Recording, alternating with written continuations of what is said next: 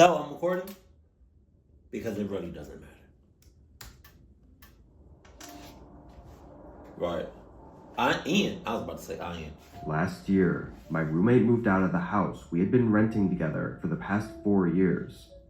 By then, both of us had gotten better jobs and were getting paid more, Right. and the house we had wasn't the best, so it was only a matter of time before one of us moved out to get their own place. After he moved, though, I was able to use more of the space in the house and actually just decided to stay there for another year or two. This happened during this time in early December.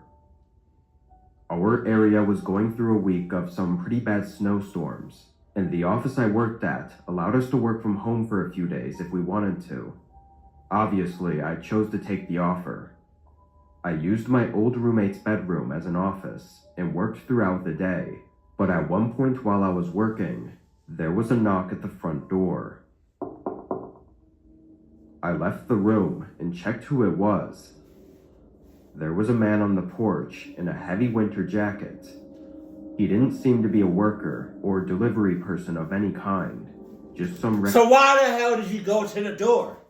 Ian, why did you go to the door? I don't care. That was a rhetorical question. I don't give a cluck what your response is. ...regular guy. I opened the door,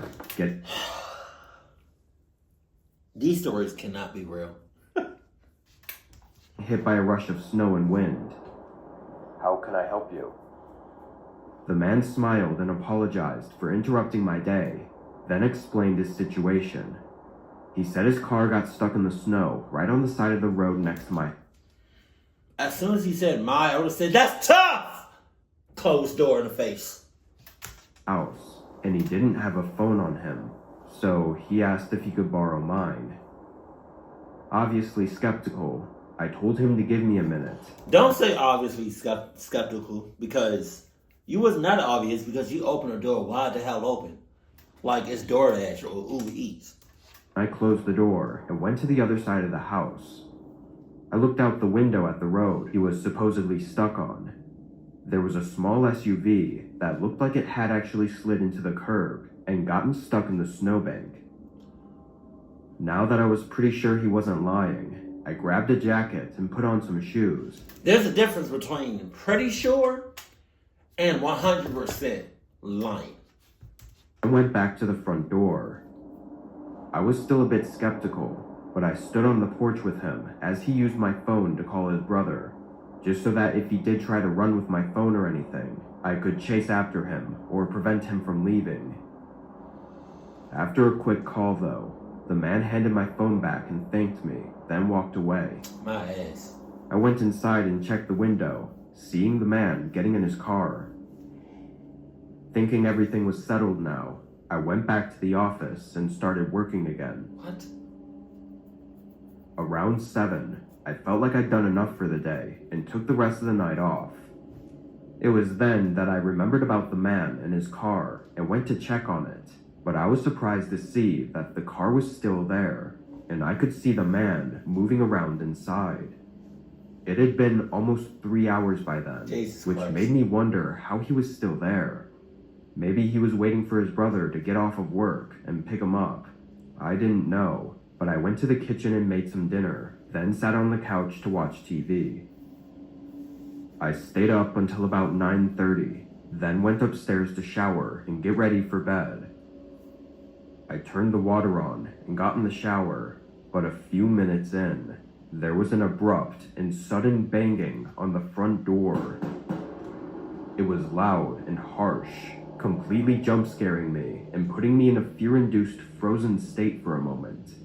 The banging was so loud, it was shaking the walls, and even across the entire house, I could hear that it was coming from the front door.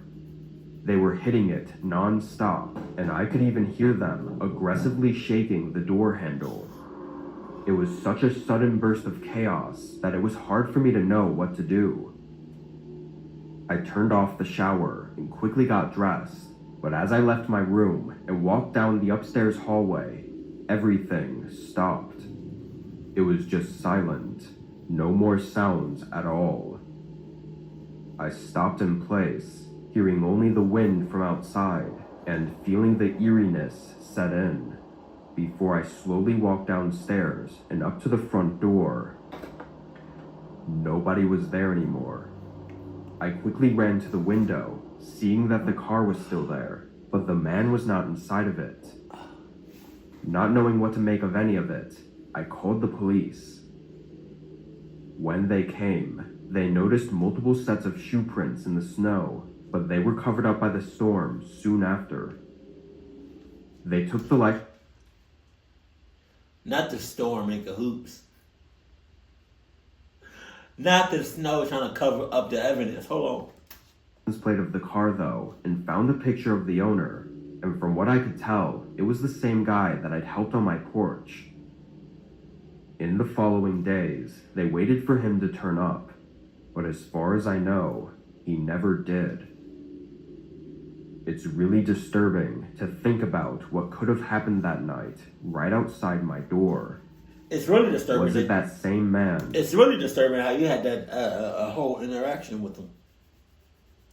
It's really disturbing how you just got up and opened the door wide open like you was waiting on some cheeks to clap. You know, it's really disturbing that you noticed this shit. Right? But whole time, it's a big-ass snowstorm outside. Desperately trying to get in for some reason, or someone else with a more malicious intent. You too. It seems most think that it was the man running from someone and trying to get help, but what happened afterwards is still up for debate. You too nice. Nothing is really known about that night. Where the man is now and what he was running from are just a few questions on a long list that will probably never be answered. Damn that list! You need to have that checklist. Because you didn't check the checklist. Hey, nobody checked the checklist. Hey, nobody checked the checklist. Hey, daddy didn't check the checklist. Hey, mama didn't check the checklist. Hey, nobody checked the checklist. Hey, nobody checked the checklist. Hey, sister didn't check the checklist. Hey, brother didn't check the checklist. Hey, doggy checked the checklist.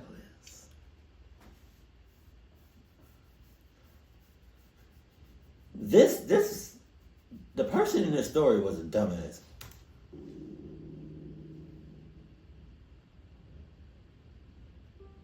I don't know how to say that. Hosea? It was January, and I was renting out a winter cabin that was by an ice fishing lake. I can't do that. I can't not. I mean, all right. I can go to Airbnbs. I can go to like, you know what I mean? I can rent out cabins. I mean, I can go to cabins. But they're like this in the middle of the forest. I can't do that. I can't do that. It was a very small, bare-bones cabin with only the essentials and was only there for people like me who liked going out to the lake for fishing or ice fishing. I'd usually bring a friend along with me, but sometimes I went by myself and never had any issues with it. I had planned out 3 days there, with no other real plans in mind except sitting out by the lake and fishing. Did you really just go out there in the middle of the forest, in the middle of nowhere, to fish? This fish that you trying to catch better be the best fish you ever had in the world. Like the most rarest, the most like tops, like 5-star rating, like this fish that you about to hopefully while you out here you get some fish. Because if you're not getting no fish, what you doing?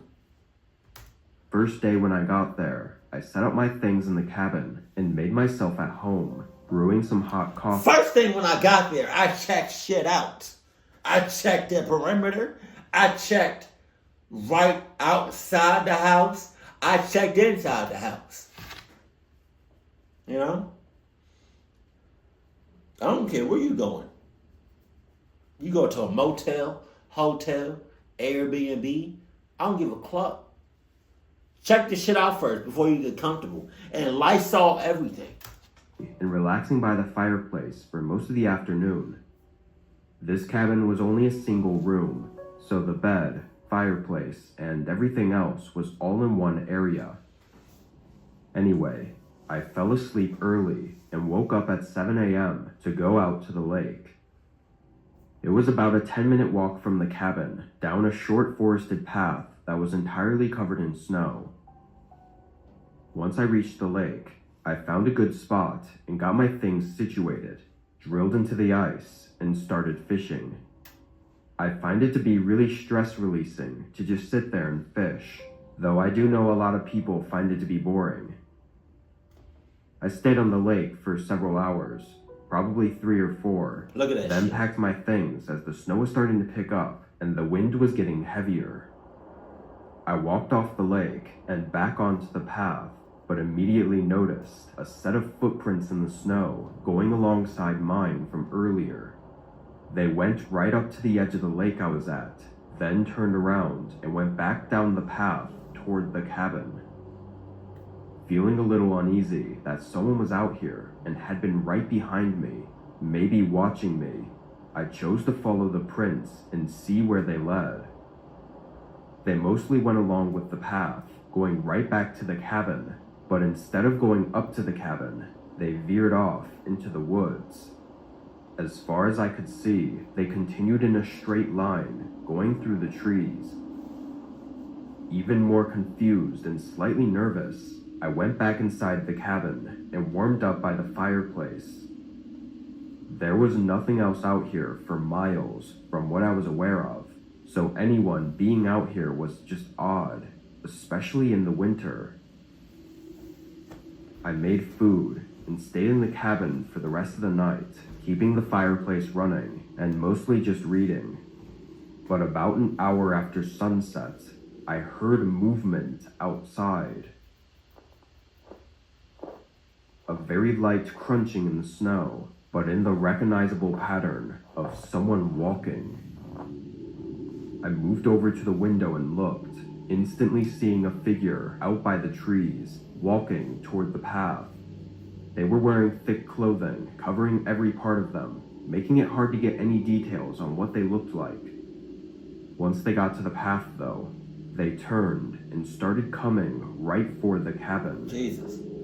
I ducked my head down, now just listening to the footsteps getting closer and closer until they were right up to the wall.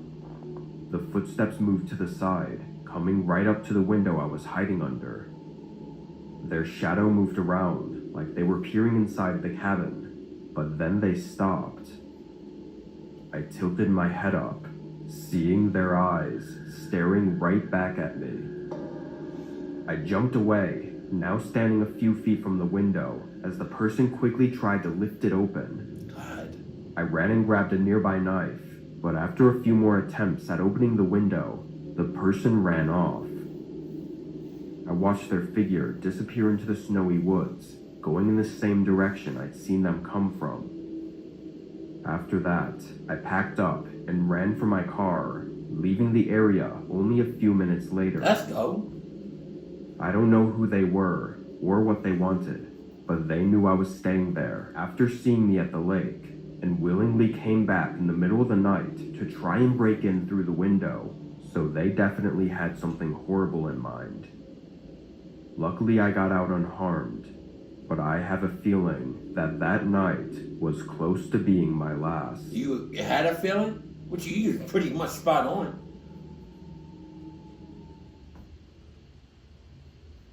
FM.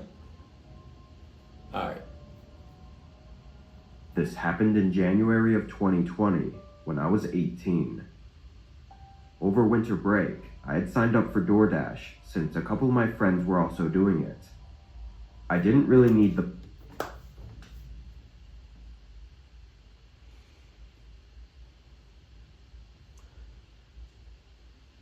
Because your friends are doing it. Okay. Okay. So we doing that cluck shit. Okay. So that's the same thing as saying, oh, your friends are wearing Vans, you gonna wear Vans. Oh, okay. If your friends are, having other popcorn that's not or Orville Redenbacher, then you gonna eat. Okay. That's the same thing as saying if you're gonna jump off a cliff because your friends are doing it with some Vans on and eating not Orville Redenbacher popcorn on the way down, that you gonna do it too? Okay. Funny, as I was in high school and still living with my parents, but it was more to just have something to do. And as a kid, a couple $100 a week was pretty nice. My first few nights went smoothly. I got the hang of it after the first 3 or 4 orders, and after that, it was all just the same sort of work cycle.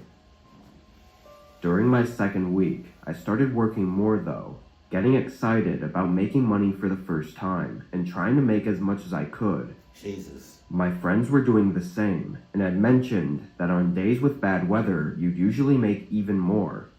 So on the one night when snow started coming down, I chose to hit the road and do some deliveries. For the first hour, I was FaceTiming one of my friends as we were both driving around, but he stopped and went home around 8. It was Saturday, so I could stay out as late as I wanted, but by 10, I was getting a little bored. I took up one more order. I got the bag and drove to the neighborhood it was in. This was just some regular street with very average houses. By now, the snow had covered up everything though, which made it both hard to drive and hard to see the numbers on the houses. Nah, I don't give a cluck. What you talk about? Nope, hell no.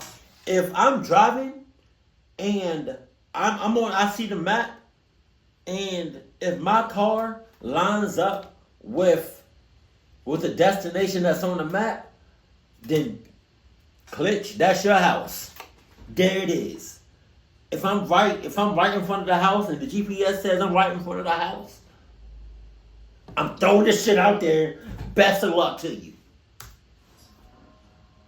I slowly made my way down the street until finally finding the right address. It was a 2-story, typical-looking suburban home that still had Christmas lights hanging on the trees outside. Jesus. I parked and put my hazards on, then got out.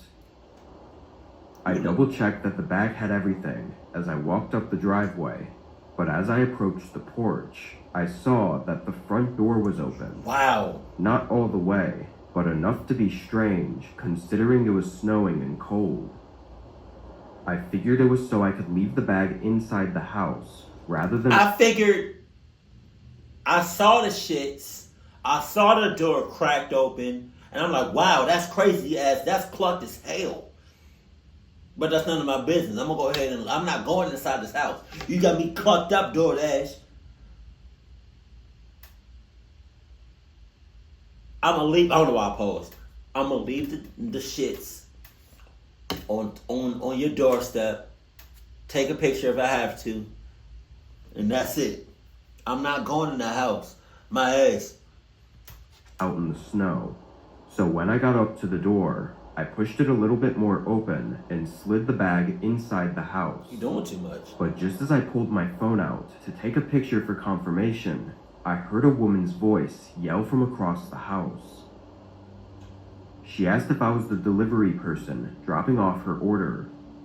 It sounded like a young woman, maybe even early 20s. Yeah, I put it right here in your doorway, I said, not expecting the conversation. The woman responded right away, saying I could push the door open and bring the bag to her.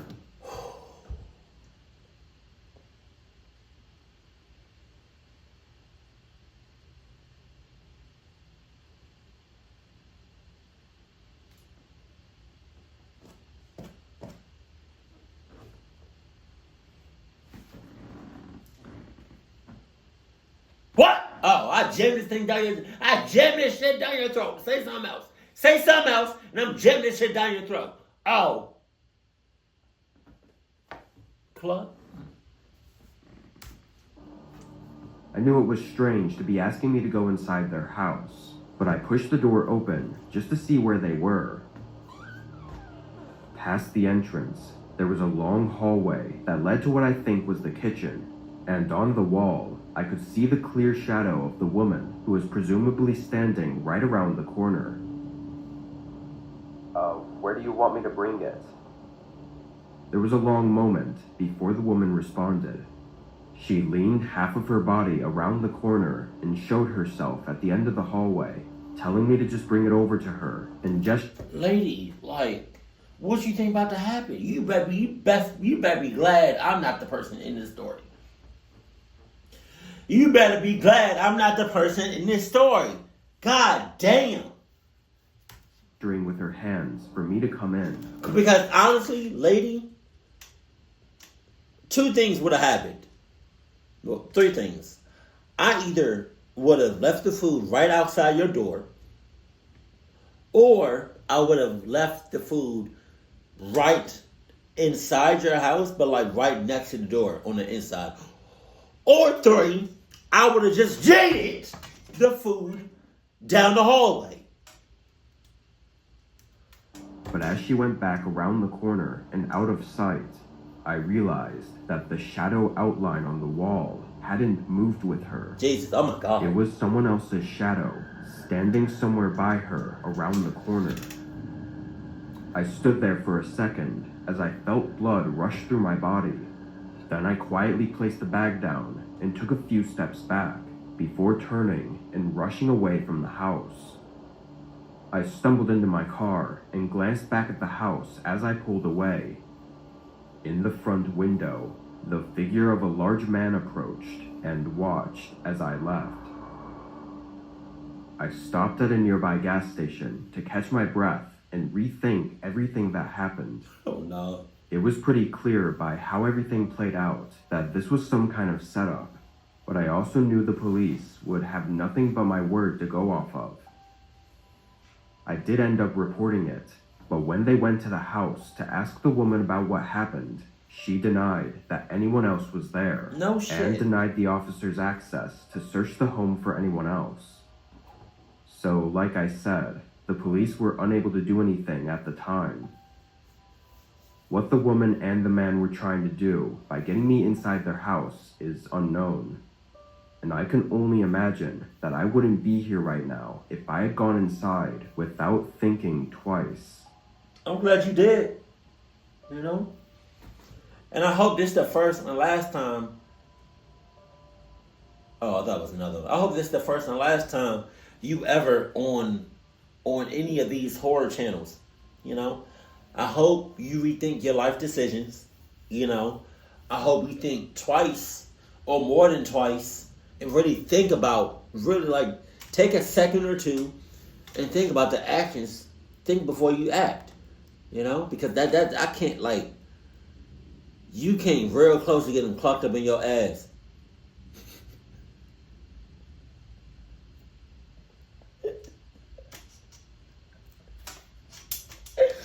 Oh my God. Oh shit.